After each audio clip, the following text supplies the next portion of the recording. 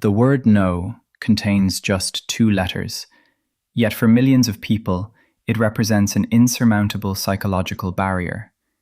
We encounter individuals throughout our lives who seem perpetually available, perpetually agreeable, perpetually stretched beyond their limits. They volunteer for tasks they don't have time for. They lend money they can't afford to give. They attend events they'd rather avoid. The pattern is consistent, predictable, and often deeply distressing for the person trapped within it. This inability to refuse stems from a complex psychological architecture built during our earliest years. When we examine the developmental origins, we find that children who grow up in environments where their value is conditional, where love and approval depend on compliance, begin to equate their worth with their usefulness to others. The child learns an implicit equation. My needs are secondary, perhaps even irrelevant, when compared to maintaining relational harmony. This conditioning operates beneath conscious awareness. The person doesn't decide to prioritize others. They experience an automatic, visceral response to potential refusal. When faced with a request, their nervous system activates as though declining represents a genuine threat. And in their psychological reality, it does. Saying no threatens the attachment bonds they've learned are contingent on saying yes. The neurobiological dimension deserves attention. The amygdala, our brain's alarm system, becomes hyperactive in these individuals when they contemplate refusal. Functional imaging studies reveal increased activity in regions associated with social pain and rejection sensitivity. The person who cannot say no isn't simply being agreeable. Their brain is literally processing potential refusal as a form of danger. Attachment theory provides further clarity. Those with anxious attachment patterns, developed through inconsistent caregiving, often struggle profoundly with boundary setting. Their internal working model suggests that relationships are precarious, that they must work continuously to maintain connection, that their inherent value is insufficient to secure lasting bonds. Refusal, in this model, risks abandonment. Several distinct fear mechanisms drive this pattern, often operating simultaneously. The fear of rejection stands primary among these. For individuals whose self-concept is fragile, or whose early experiences taught them that love is earned rather than given, declining a request activates deep fears of being cast out, deemed unworthy, or emotionally abandoned. This isn't melodramatic thinking. It reflects genuine neural pathways formed during critical developmental periods. Guilt operates as another powerful force. Many people-pleasers experience what clinicians call maladaptive guilt. Guilt disproportionate to any actual wrongdoing. When they consider saying no, they don't simply feel mildly uncomfortable. They experience crushing guilt, as though they're committing a moral transgression. This guilt often originates in family systems, where the child was implicitly or explicitly responsible for managing a parent's emotional state. The fear of conflict represents a third mechanism. Some individuals grow up in environments where disagreement led to volatility, withdrawal, or emotional chaos. They learned that maintaining peace required constant accommodation. As adults, they avoid even minor conflicts with an intensity that seems puzzling to outsiders, but makes perfect sense within their historical context. There's also what we might call the indispensability fantasy, the unconscious belief that one's value depends on being needed. These individuals derive their sense of significance from being helpful, available, essential. Saying no threatens this identity structure. If they're not always available, who are they? What is their value? Specific thought patterns maintain this inability to refuse. Catastrophic thinking dominates. The person doesn't think, they might be disappointed. They think, this will destroy our relationship forever. They don't consider that someone might understand. They assume rejection of the request equals rejection of their entire person. These cognitive distortions aren't chosen. They arise automatically, feeling utterly true despite their objective improbability. Mind reading represents another common distortion.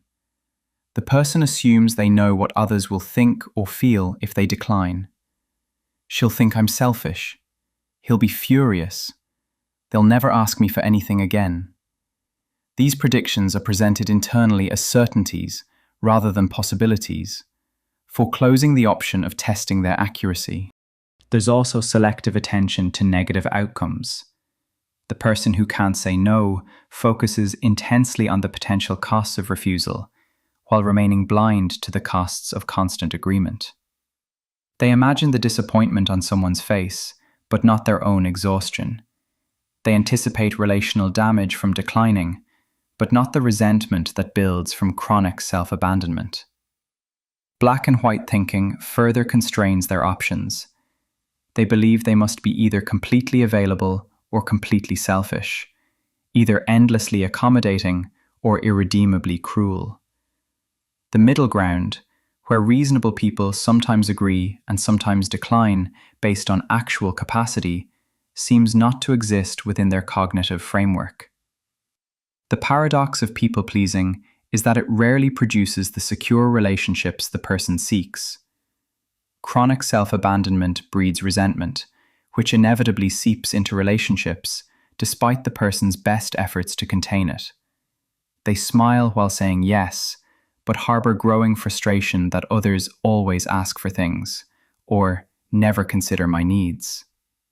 The truth, which they cannot fully acknowledge, is that others cannot consider needs that are never communicated. These patterns also attract exploitative individuals. Those with narcissistic or manipulative tendencies quickly identify people who cannot refuse them.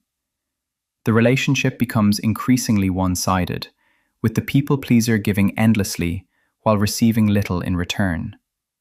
Yet they often remain in these relationships, believing that if they just give a little more, the reciprocity they long for will materialize. Authentic intimacy becomes impossible. Real connection requires that both parties know each other truly, including limitations, preferences, and boundaries. When someone always agrees, always accommodates, always prioritizes others, they remain unknowable.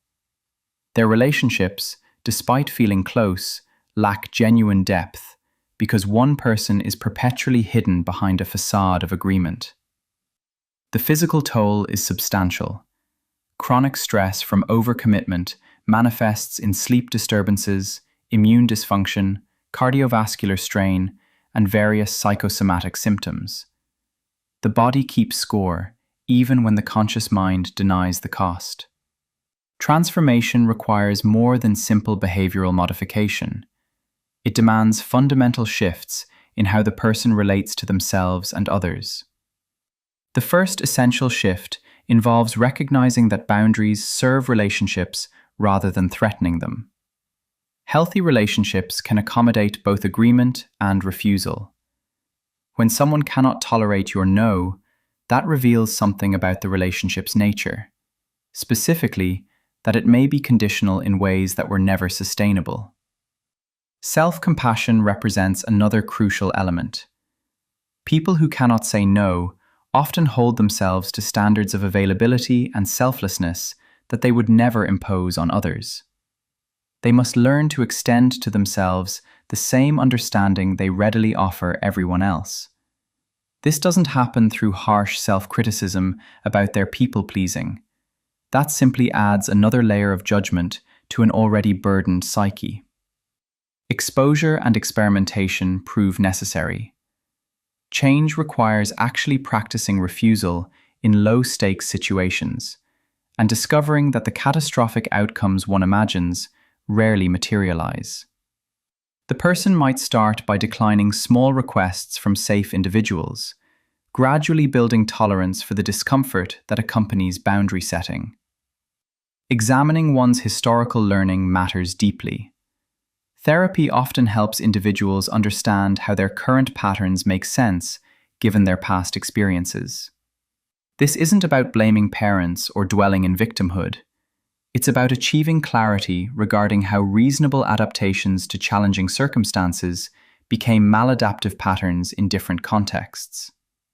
Developing alternative sources of self-worth becomes essential.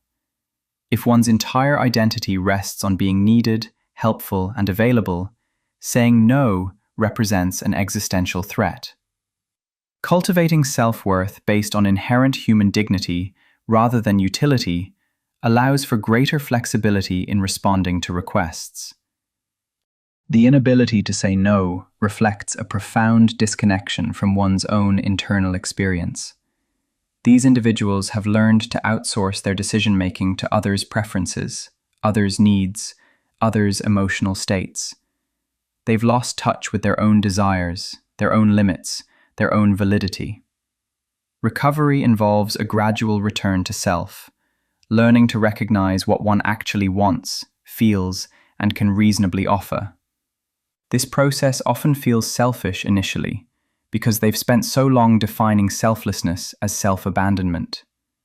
They must learn to distinguish between genuine generosity, which flows from abundance and choice, and compulsive giving, which stems from fear and obligation.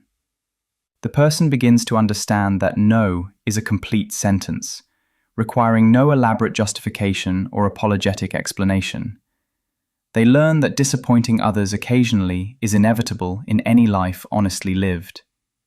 They discover that people who truly value them can tolerate their limitations. Perhaps most importantly, they recognize that their constant availability often serves to avoid intimacy rather than create it. By never saying no, they never learned who would respect their boundaries and who would exploit their compliance. They never discovered which relationships could withstand the revelation of their full humanity. The capacity to refuse represents a developmental achievement, not a character flaw. It indicates psychological differentiation, the ability to maintain one's sense of self while in relationship with others. Those who cannot say no are not weak or deficient. They are individuals whose early experiences taught them that survival depended on accommodation. Yet that survival strategy, however adaptive it once was, eventually becomes a prison. The person remains perpetually divided, their external compliance masking internal depletion. They become strangers to themselves, living lives organized around others' needs and preferences, while their own authentic desires atrophy from neglect. The path forward requires courage, not the courage to be harsh or selfish, but the courage to be truthful, to honor one's actual capacity, to trust that relationships capable of surviving honesty are worth maintaining, while those that require constant self-abandonment may need to transform or end. Learning to say no isn't about becoming ungenerous. It's about ensuring that when we say yes, that agreement reflects genuine choice rather than compulsion, authentic generosity rather than fear-driven compliance. It's about building a life that feels consonant with who we actually are, rather than who we believe we must be to deserve love and belonging. The person who learns to say no discovers something unexpected, that their yes becomes more meaningful, their relationships more genuine, and their sense of self more solid. They learn that they can disappoint others without being destroyed, that they can prioritize themselves occasionally without becoming selfish, and that the love worth having is love that doesn't require their perpetual self-erasure.